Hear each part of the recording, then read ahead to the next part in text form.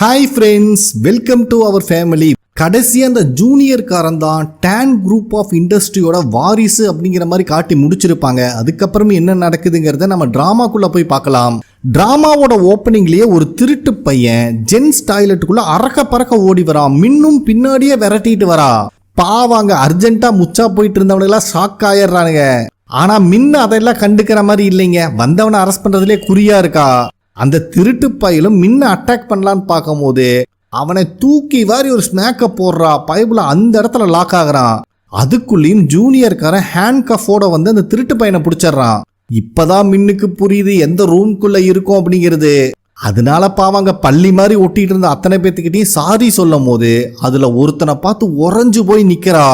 இவளை அறியாமையே அவனோட பேரை ஜி சியோக் அப்படிங்கிற மாதிரி சத்தம் போட்டு சொல்லிடுறா. இது ஜூனியர் காரனுக்கும் அந்த திருட்டு பையனுக்கும் கேட்டுருது.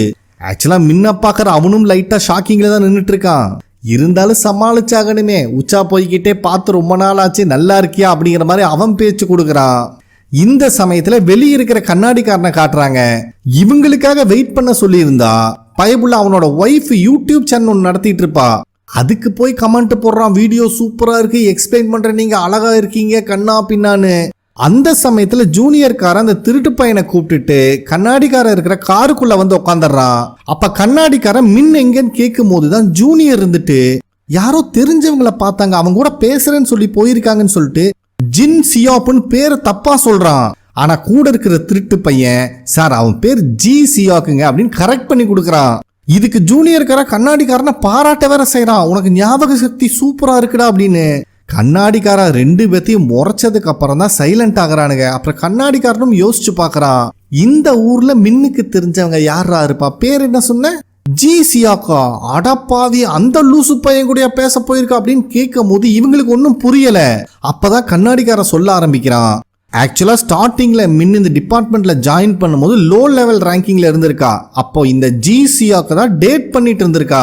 அந்த சமயத்துல அந்த நாய்க்கு வேலை வெட்டி இல்லையாட்டு இருக்கு. சிவில் சர்வெண்ட் எக்ஸாமுக்காக ப்ரிப்பேர் ஆயிட்டு இருந்திருக்கான். சொல்ல போனா அந்த டைம்ல மின்னு தான் அவனை மொத்தமாவே டேக் கேர் பண்ணது. ஆனா இந்த நன்றி கெட்ட நாய் சிவில் சர்வெண்ட் எக்ஸாம் பாஸ் பண்ண உடனே மின்ன கழட்டி விட்டுட்டா அப்படிங்கிற விஷயத்த சொல்றான். இப்பதான் நமக்கு மின்ன காட்டுறாங்க, அந்த ஜி சியாக் கூட தான் பேசுறதுக்காக வந்திருக்கா. ஆனா இவ வாயில எந்த வார்த்தையும் வரல.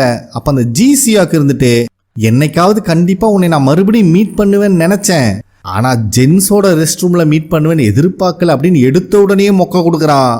அதுக்கு மின் கிட்ட எந்த பதிலும் இல்ல. ஏமா நம்ம மீட் பண்ணி கிட்டத்தட்ட 2 வருஷம் இருக்குமில்ல நான் கேட்கும் போது மின்னும் ஆமான்னு சொல்றா. இவளை பாதியிலேயே கழட்டி விட்டுட்டு போன நாய் இப்ப மட்டும் அக்கறை இருக்கிற மாதிரி பார்த்து தலையில டஸ்ட் எல்லாம் இருக்கு அப்படின்னு ரொம்ப அக்கறையா பேசுறான். அதுக்கப்புறம் மின் இவனை பத்தி விசாரிக்கும் போதுதான் லாஸ்ட் இயரே டிரான்ஸ்பர் ஆகி இந்த சிட்டிக்கு வந்துட்டான், கிட்டத்தட்ட 1 வருஷமா இங்கதான் இருக்காங்கிற விஷயம் தெரிய வருது. ஆனா பரவாயில்லமா, நீ ஆசைப்பட்டபடியே கிரைம் யூனிட்ல ஒரு வழியை ஜாயின் பண்ணிட்ட அப்படின்னு அவன் கேட்கும் போது மின்னுக்கு சந்தோஷம் ஆயிருது. ஏன்னா இதுதான் அவளோட ட்ரீம் ஆட் இருக்கு. இவனை பார்க்கும் போதெல்லாம் மின்னு லைட்டா ஸ்லிப் ஆகதான் செய்யறான். என்னதான் இருந்தாலும் காதல் கண்ணை மூடிட்டு கொஞ்சம் எட்டி பார்க்க தானே செய்யும். சரி கொஞ்சம் அக்கறையா பேசுறானே அப்படின்னு மின்னு நினைச்சிட்டு இருக்கும் போதே அந்த ஜி சியாக் பயபுல இருந்துட்டு, இந்த வாரம் எனக்கு கல்யாணம் ஆக போகுது அப்படின்னு ஒரு குண்டை தூக்கி போடுறான். இத கேட்கும் போது மின்னுக்கு செம்ம ஷாக் ஆகுது. இருந்தாலும் அந்த வருத்தத்தை வெளியே காமிச்சிக்காம அவனை பார்த்து கங்க்ராச்சுலேஷன் சொல்றான். அப்ப ஜி சியாக் இருந்துட்டு, நீ எப்ப மேரேஜ் பண்ணிக்கலான் இருக்க, உனக்கானவன் கிடைச்சிட்டானான்னு கேட்கும் போது இவளுக்கு என்ன சொல்றதுன்னு ஃபர்ஸ்ட் புரியல. சரி இந்த நாய்கிட்ட எல்லாம் நம்ம கெத்த விட்டு தர முடியுமான்னு யோசிச்சுட்டு, ஆமா நானும் ஒருத்தனை பார்த்துட்டு இருக்கேன், கூடிய சீக்கிரம் மேரேஜ் பண்ணிக்குவேன் அப்படிங்கிற மாதிரி சொல்றா. இது உண்மையா பொய்யான்னு நம்மளுக்கே தெரியல. இத கேட்கும் போது ஜி சியாக் ரொம்ப கியூரியஸ் ஆயிடுறான். யாருமா அந்த பையன், என்ன வேலை செய்யறான்னு விசாரிக்கும் போது மின்ன இருந்துட்டு அவனும் கிட்டத்தட்ட என்னோட வேலை தான் செஞ்சிட்டு இருக்கான் அப்படிங்கிற மாதிரி சொல்லி சமாளிச்சிடறான். இப்ப அப்படியே கேமராவை கீழே கொண்டு வராங்க. அதே ரெஸ்டாரண்ட்டுக்கு கீழே தான் நம்ம சீனியர் ஒரு லேடி கூட உட்காந்துட்டு இருக்காரு. அப்ப அந்த லேடி இருந்துட்டு, எனக்கு ஸ்ட்ராபெரி ஜூஸ் பிடிக்கும், உனக்கு எப்படி தெரியும் அப்படின்னு கேக்குறா. ஆக்சுவலா இவன் ஆர்டர் பண்ணும் போது அந்த ஜூஸ் மட்டும் தான் மீதி இருந்திருக்க மாட்டிருக்கு. அதனால இவனுக்கு என்ன சொல்லி சமாளிக்கிறதுனே தெரியல. அப்ப அந்த லேடி இருந்துட்டு, நீ ஏன் என்னோட மெசேஜுக்கு ரிப்ளையே பண்ண மாட்டேங்கிற, நான் எத்தனை நாளா வெயிட் பண்றேன்னு தெரியுமா அப்படின்னு கேட்கும் போது சீனியர் இருந்துட்டு, நான் இன்னும் உன்னோட மெசேஜை ஃபுல்லா படிக்கலாமா, பக்கம் பக்கமா இருக்கு, கொஞ்சம் டைம் ஆகும், வெயிட் பண்ணு அப்படிங்கிற மாதிரி சொல்றான். இந்த லேடிக்கு அவ்வளோ பொறுமை இல்லையாட்டு இருக்கு. எனக்கு உன்னை ரொம்ப பிடிச்சிருக்கு, அபிஷியலா என் கூட டேட் பண்றியா அப்படிங்கிற மாதிரி ஓப்பனா கேட்டுறா. ஆனா சீனியர் இருந்துட்டு, நான் சொல்றேன் நீ தப்பா நினைக்காதமா, என்னை சுத்தி ஆபத்துகள் நிறைய இருக்கு, நானே கத்தி மேல பயணம் பண்ணிட்டு இருக்கேன், மற்றவங்க வாழ்க்கையில காதல் இருக்கலாம், என் வாழ்க்கையில காதல்ங்கிற பக்கத்தை எப்போ கசக்கி எரிஞ்சிட்டேன். அதனால நீ நினைக்கிற காதலை என்னால உனக்கு கொடுக்க முடியாது, நான் இதோட அப்பீட் ஆயிக்கிறேன் அப்படின்னு கிளம்பும் போதும் கூட பைபிள மூடிட்டு போயிருக்கலாம். அவனோட ஸ்கார்ஃபை எடுத்து அந்த பொண்ணுக்கு போட்டு விட்டுட்டு வெளியே ரொம்ப குளிரா இருக்கு பாத்துப்போன்னு சொல்லிட்டு போறாரு. நான் லவ் பண்ணலன்னு சொன்னா டப்பிய சாத்திட்டு போக வேண்டியது தானே, ஆனா பண்ற ஆக்டிவிட்டிஸ் எல்லாம் லவ் பண்ற மாதிரியே காட்டுறாரு. இந்த பொண்ணா சீனியர் கூட இருந்த மூமெண்ட்லாம் நினைச்சு பார்த்து ரொம்ப ஃபீல் பண்றா. இப்பதான் இந்த பொண்ணு யாருன்னே நம்மளுக்கு காட்டுறாங்க. ஆக்சுவலா ஃபர்ஸ்ட் ஒரு குழந்தைய கிட்னாப் பண்ணிருப்பாங்க பாத்தீங்களா, அந்த கேஸ்ல அந்த கில்லர் ஒரு ஸ்ட்ரேஞ்சர் மூலியமா தான் மெசேஜ் கொடுத்துட்டு இருப்பான். ஃபர்ஸ்ட் இந்த லேடி எல்லாரும் இங்கிலீஷ்காரங்க நினைச்சு பேச பயந்துருப்பாங்க. அதுக்கப்புறம் தான் இந்த லேடியும் ஒரு கொரியன்னு தெரிய வந்திருக்கும். இந்த லேடி தான் அந்த ஸ்கெட்ச் எல்லாம் பண்ணி கொடுத்துருக்கோம். அந்த சமயத்துல தான் சீனியரும் இந்த லேடியும் கொஞ்சம் க்ளோஸ் ஆயிருக்காங்க. இந்த லேடிக்கு சீனியர் மேல கியமுயா, அதாவது காதல். அதை நினைச்சு பார்த்து கதறி கதறி அழுதுட்டு இருக்கா பாவம். அதே ரெஸ்டாரண்ட்டுக்கு மேல மின்னு மட்டும் தனியா உட்காந்துட்டு இருக்கா. ஜிசியோக் போயிட்டானாட்டு இருக்கு. அப்போ மின்னு அவளோட லைஃப்ல நடந்த விஷயத்த நினைச்சு பாக்குறா. ஆக்சுவலா ஸ்டார்டிங்ல இவ லோ லெவல் ஆபீசரா இருக்கும் போது ஒரு நாள் ஒரு குடியார சிக்கி இருக்கானாட்டு இருக்கு. அவனை கூப்பிட்டு வந்து ஸ்டேஷன்ல வச்சிருக்காங்க. அப்ப கரெக்டா அந்த ஜிசியாக் பைப்புல மின்ன பாக்குறதுக்காக வந்திருக்கான். அவளுக்கு இன்னும் டியூட்டி டைம் முடியல, டே கொஞ்சம் வெயிட் பண்றா அப்படிங்கிற மாதிரி சொல்லும் போது இவளுக்கு கூல் ட்ரிங்க்ஸ் எல்லாம் வாங்கிட்டு வந்து காட்டுறான், ஹார்டின்லாம் போடுறான். மின்னுக்கு அது ரொம்பவே பிடிச்சிருக்கு. அவனை உண்மையாலுமே லவ் பண்ணிருப்பாளாட்டு இருக்கு. அதுக்கப்புறம் அவனை கூப்பிட்டு ஒரு ரெஸ்டாரண்ட்டுக்கும் வரான். பயபுள்ள சாப்பிட்டுட்டு இருக்கும் போதே ஒரு நிமிஷம் இருன்னு சொல்லிட்டு வெளியே போயிடுறான். அப்பதான் அவனோட பர்ஸ் அங்க இருக்கிறத பாக்குறான் மின்னு. அதை எடுத்து பார்த்தா அந்த அளவுக்கு அமௌண்ட் இல்லை. ஏன்னா அவன் சிவில் சர்வெண்ட் எக்ஸாம் தானே ப்ரிப்பேர் பண்ணிட்டு இருந்தான். இன்கம் எல்லாம் இல்லையாட்டு இருக்கு. மின்னுக்கும் பெருசா இன்கம் இல்ல, இருந்தாலும் அவன் பர்ஸ்ல அந்த மொத்த பணத்தை எடுத்து இவனோட பர்ஸ்ல வச்சிடறான். அப்ப கரெக்டா ஜிசியாக்கு அங்க வந்துடுறான். எங்கடா நடுவுல போனேன்னு கேட்கும் போது உனக்கு தான் டைஜஷன் ப்ராப்ளம் இருக்கே, அதுக்காக தான் நான் டானிக் வாங்கிட்டு வந்தேன்னு சொல்லி ரொம்ப அக்கறையாவே கொடுக்குறான். அதுக்கப்புறம் மின்னு சாப்பிடும் போது அவனுக்கு ஊட்டி விடுறதும், டே கவலைப்படாதா நெக்ஸ்ட் சம்பளம் வரட்டும் நான் உனக்கு பீஃப் வாங்கி தரேன் அப்படின்னு ரொம்ப காம்ப்ளிமெண்டரியா பேசுறா. ஆனா இந்த ஜிசியாக் பையன் இருந்துட்டு அதெல்லாம் தேவையில்லை, நான் மட்டும் இந்த கவர்மெண்ட் எக்ஸாம் பாஸ் பண்றேன், அதுக்கப்புறம் உனக்கு நான் ட்ரீட் வைக்கிறேன் அப்படின்னு ரொம்ப சப்போர்ட்டிவா இந்த நாயும் பதில் பேசியிருக்கு. சோ அந்த விஷயத்தெல்லாம் நினைச்சு பார்த்து மின்னு ரொம்பவே ஃபீல் பண்றா. நெக்ஸ்ட் டே ஸ்டேஷன்ல ஒரு கேஸை பத்தி எல்லாரும் டிஸ்கஸ் பண்ணிட்டு இருக்காங்க. அப்ப கண்ணாடிக்காரர் இருந்துட்டு யூன்னு ஒருத்தன் திருட்டுக்காரன் சின்ன சின்ன வழிப்பறிக்கெல்லாம் யூஸ் பண்ணிட்டு இருந்திருக்கான். அந்த காரை பக்கத்துல இருக்கிற சூப்பர் மார்க்கெட்டோட பார்க்கிங்ல கண்டுபிடிச்சிருக்கோம். அதோட டேஷ் கேமரா ஃபுட்டேஜ ஃபாரன்சிக் டீமுக்கு அனுப்பி வச்சிருக்கோம். அவங்க நாளைக்கு ரிப்போர்ட் கொடுத்துருவாங்க அப்படின்னு சொல்றான். ஹீரோவும் நல்ல ஒர்க் பண்ணிருக்கீங்கடா அப்படிங்கிற மாதிரி பாராட்டிட்டு மின்ன பார்த்து இந்த கேஸை நீ எப்படி ஹேண்டில் பண்ண போற அப்படின்னு கேக்குறான். ஆனா அவதான் எக்ஸ்ல வர பார்த்த சோகத்துல இருக்காளே, இந்த மீட்டிங்கை கவனிக்காம ஃபுல் அப்செட்ல உட்காந்துட்டு இருக்கா. அதுக்கப்புறம் ஹீரோ 2-3 டைம் அவளோட பேரை சொல்லி கூப்பிட்டதுக்கு அப்புறம் தான் பயபுள்ள சுய நினைவுக்கே வரா. மீட்டிங்கை கவனிச்சாதானே இவன் கேட்ட கேள்விக்கு பதில் சொல்ல முடியும். எந்த பதிலும் சொல்ல முடியாம உட்காந்துருக்கா. சரி இவ ஏதோ பிரச்சனையில இருக்கா, இவகிட்ட கொடுத்தா சரிப்பட்டு வராது, சீனியர் கிட்ட கொடுக்கலான்னு அவரோட பேரை சொல்லி கூப்பிடுறான் ஹீரோ. அவரு இவளை விட ஆழ்ந்த சோகத்துல இருக்காரு. அவரும் சுத்தமா மீட்டிங்கை கவனிக்கல, செலா மாதிரி உட்காந்துருக்காரு மனுஷன். அப்ப கண்ணாடிக்காரன் கையில இருக்கிற பொருளை சீனியர் மேல வீசினதுக்கு அப்புறம் தான் அவரும் சுயநினைவுக்காரு. அவருக்கும் என்ன நடந்திருக்கு, ஹீரோ என்ன கொஸ்டின் கேட்டிருக்கா எதுவும் புரியாம பெக்க முழிச்சிட்டு இருக்காரு. சோ 2 பேருமே மீட்டிங்கை கவனிக்கலன்னு ஹீரோக்கு புரியுது. டே இப்பத்துக்கு ஸ்டேஷன்ல இடம் இல்லைன்னு சொல்லிட்டு டே கேர் சென்டர்ல நம்ம ஸ்டேஷனை மாத்திருக்காங்க. அதுக்காக நீங்களும் குழந்தைங்கள மாதிரி பிஹேவ் பண்ணணும்னு அவசியம் இல்ல. பர்சனல் ஃபீலிங்ஸ் எல்லாம் ஒத்தி வச்சுட்டு கொஞ்சம் வேலையிலே கான்சென்ட்ரேட் பண்ணுங்கடா அப்படின்னு சொன்னோன்னு 2 பேரும் சாரி சொல்றாங்க. அதே அன்னைக்கு நைட்டு தன்னந்தனியா வீட்டுல இருக்கிற ஒரு லேடியை காட்டுறாங்க. அவங்க பதட்டத்துல யாருக்கோ போன் பண்ணி சீக்கிரம் வீட்டுக்கு வா, யாரோ கதவை உடைக்கிறாங்க அப்படிங்கிற மாதிரி சொல்லும் போது இவங்க கதவை யாரோ உடைக்க ட்ரை பண்ற சத்தம் கேக்குது. இந்த லேடியா ஃபுல் பயத்துல இருக்காங்க. சத்தம் வேற அதிகமாயிட்டே இருக்கு. ஒரு கட்டத்துல சத்தம் ஸ்டாப் ஆயிருது. இவங்களுக்கு ஒன்னும் புரியல. இவங்களும் டோர் கேமராவை போய் செக் பண்ணா வெளியே யாருமே இல்ல. திடீர்னு முடியெல்லாம் விரிச்சு போட்ட மாதிரி சைக்கோ மாதிரி ஒரு பொண்ணு கேமரா முன்னாடி வந்து நிக்கிறா. ஒரு நிமிஷத்துல அந்த லேடி பயத்தோட உச்சக்கட்டத்துக்கு போயிடுறாங்க. நெக்ஸ்ட் சீன்லயே அந்த வீட்டுல இருந்த லேடிய நம்ம விக்டிம்னு வச்சுக்கலாம். அவங்க வீட்டோட கதவை ஒருத்தி உடைக்க ட்ரை பண்ணா பாத்தீங்களா, அவளைய பாதிக்கப்பட்ட பொண்ணுன்னு வச்சுக்கலாம். 2 பேத்தையும் ஸ்டேஷனுக்கு கூப்பிட்டு வந்திருக்காங்க. பாதிக்கப்பட்ட பொண்ணு கூட மின்னு தனியா இன்வெஸ்டிகேட் பண்ணிட்டு இருக்கா. அப்ப சீனியரும் ஹீரோவும் இந்த விக்டிம் லேடி கிட்ட அந்த வீட்டுல வேற யாராவது உங்க கூட ஸ்டே பண்ணிருக்காங்களா அப்படின்னு கேட்கும் போது யாருமே ஸ்டே பண்ணல, நான் தனியா தான் வாழ்ந்துட்டு இருக்கேன், அது மட்டும் இல்லாம இந்த பொண்ணை நான் பார்த்ததே இல்லை அப்படின்னு அந்த விக்டிம் லேடி சொல்றாங்க. அதே டைம்ல உள்ள மின்னு கிட்ட அந்த பாதிக்கப்பட்ட பொண்ணு இருந்துட்டு எனக்கு நல்லா தெரியும் அந்த வீட்டுல என் பாய் ஃப்ரெண்டு தான் இருக்கான், அவன் கூட தான் இவ்வளவு வாழ்ந்துட்டு இருக்கா, கொஞ்ச நாளாவே என்னோட பாய் ஃப்ரெண்டை என்னால போன்ல ரீச் பண்ண முடியல, அதனாலதான் அவன் வீட்டுக்கு வந்து பார்க்கலான்னு பார்த்தா இந்த லேடி இருந்தா அப்படின்னு அந்த பொண்ணு இவன் மேல பழி போடுறா. இவங்களுக்கா தலையே சுத்திடுது. ஏன்னா அந்த வீட்டுல வாழ்ந்துட்டு இருக்கிறவன் நான் தனியா தான் இருக்கேன்னு சொல்றான். ஆனா இந்த பொண்ணு அதாவது பாதிக்கப்பட்ட பொண்ணு இருந்துட்டு அந்த வீடு என் பாய் ஃப்ரெண்டோடது, என் பாய் ஃப்ரெண்டு கூட தான் அந்த லேடி கான்டாக்ட்ல இருக்கா அப்படிங்கிற மாதிரி அவன் மேல பழிய போடுறா. ஸோ இந்த கேஸை எப்படி ஹேண்டில் பண்றதுன்னே இவங்களுக்கு புரியல. அப்ப சீனியர் இருந்துட்டு ஒருவேளை அந்த பாதிக்கப்பட்ட பொண்ணு அட்ரஸ் மாதிரி வந்திருப்பாளோ அப்படிங்கிற மாதிரி சொல்றாரு. ஆனா ஹீரோ இருந்துட்டு அதுக்கு வாய்ப்பே கிடையாது. ஏன்னா அந்த கதவை உடைக்கிறதுக்கு அவ டூல்ஸோட வந்திருக்கானா, ஆல்ரெடி ஃபுல் ப்ரிப்பரேஷனோட தான் வந்திருக்கான்னு அர்த்தம். ஸோ கண்டிப்பா இதுக்கு முன்னாடி 2-3 டைம் அந்த வீட்டை மானிட்டர் பண்ணிருக்க வாய்ப்பு இருக்கு அப்படின்னு சொல்றான். சரி, இதுக்கு மேல இந்த கேஸை கொண்டு போய் நம்ம மண்டையை உடைச்சுக்க வேண்டாம், அதுதான் கதவை உடைக்க ட்ரை பண்ணி கையும் காலுமா மாட்டிருக்காளே, கேஸை இதோட முடிச்சிடலாம் அப்படின்னு சீனியர் சொல்றாரு. அதே டைம்ல மின்னு அந்த பாதிக்கப்பட்ட லேடிக்கு ஒரு காஃபியையும் கொடுத்து கொஞ்சம் கம்ஃபர்ட் பண்றான்.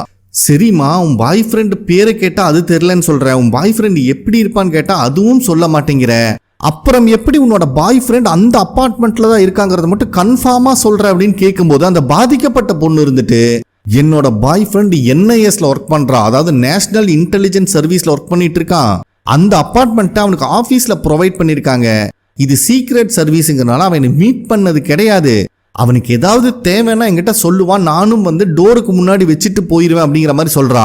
என்னம்மா இப்படி குழந்தை பிள்ளையா இருக்கியே, சரி ஃபர்ஸ்ட் அவனை எங்க தான் மீட் பண்ணன்னு கேட்கும் போது மை ஹார்ட் அப்படின்னு ஒரு டேட்டிங் ஆப்பை சொல்றா. ஸோ அதுக்கப்புறம் இவங்களும் மீட்டிங் போட்டு பேசுறாங்க. இப்போ யங்ஸ்டர்ஸ் கிட்ட இந்த ஆப் தான் ரொம்ப பாப்புலரா இருக்கு, இது ஒரு விதமான டேட்டிங் ஆப்புங்க, அதுல இருந்து தான் அவனோட அட்ரஸ் இவளுக்கு கிடைச்சிருக்குன்னு நினைக்கிறேன் அப்படிங்கிற மாதிரி கண்ணாடிக்காரன் சொல்றான்.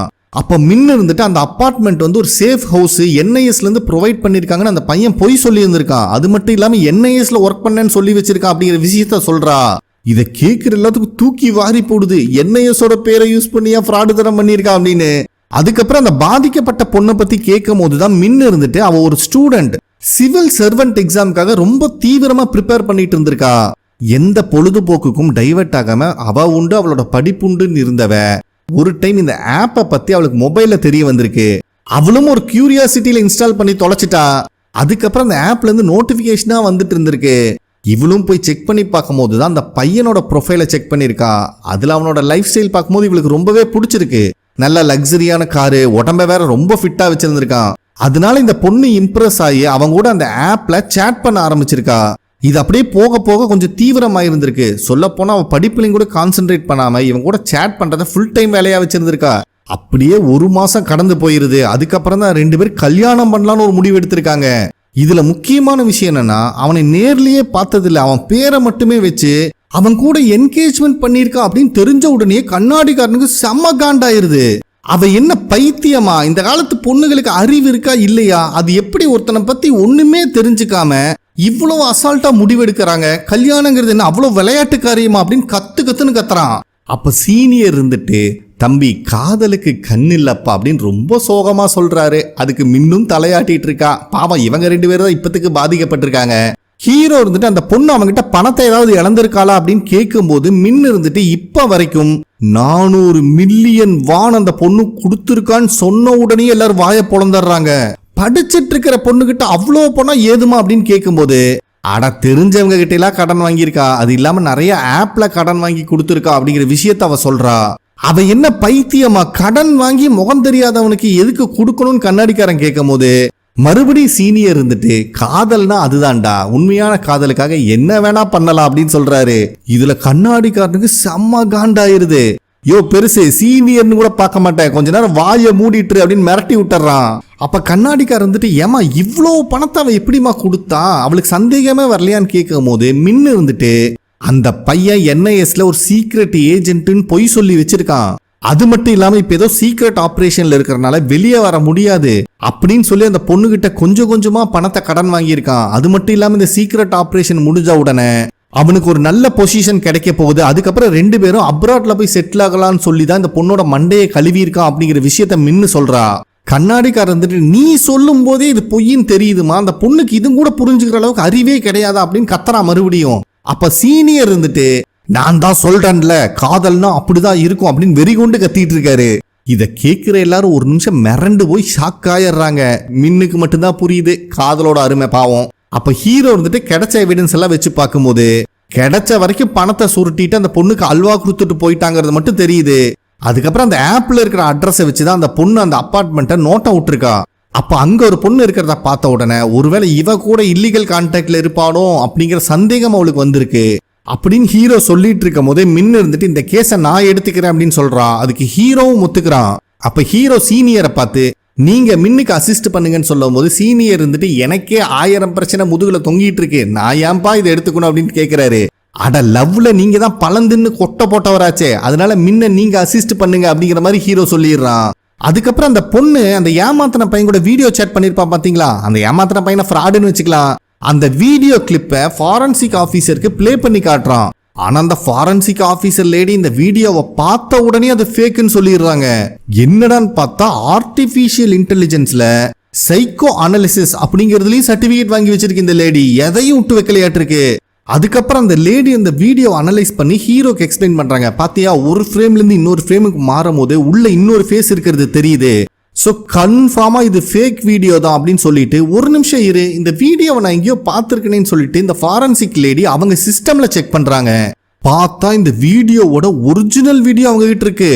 ஹீரோக்கே ஷாக் ஆயிருது, என்னமா விஷயம் கேட்கும் போதுதான் இதே மாதிரி சிமிலர் கேசஸ் எல்லாம் இப்ப நிறைய வந்துட்டு இருக்கு. சரி ஓகே, இந்த வீடியோவை நான் உனக்கு மெயில் பண்றேன் அப்படிங்கிற மாதிரி சொல்லிடுறாங்க.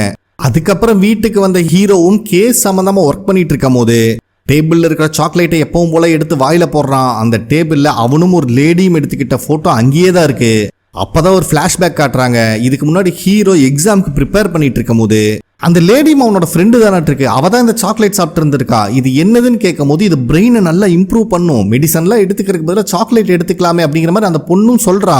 பட் ஹீரோக்கு ஸ்வீட்டே பிடிக்காதாட்டிருக்கு. அதுக்கப்புறம் அந்த பொண்ணு தான் கம்பல் பண்ணி ஹீரோ அந்த சாக்லேட் சாப்பிட வச்சிருக்கா. அப்போ டேஸ்ட்லாம் மயங்கினவன் இப்போ வரைக்கும் அந்த சாக்லேட் தான் சாப்பிட்டுட்டு இருக்கான். ஸோ அந்த பொண்ணு யாரு, இவங்க ரெண்டு பேத்துக்குள்ள இருக்கிற ரிலேஷன்ஷிப் என்னாச்சுங்கிறத பத்தி இப்போ வரைக்கும் காட்டல. ஸோ இந்த இடத்துல இந்த எபிசோட் கம்ப்ளீட் ஆகுது. ஓகே ஃப்ரெண்ட்ஸ், கண்டிப்பா உங்களுக்கு பிடிச்சிருக்கும் நம்புறேன். நெக்ஸ்ட் எபிசோட்ல மீட் பண்ணலாம். நன்றி.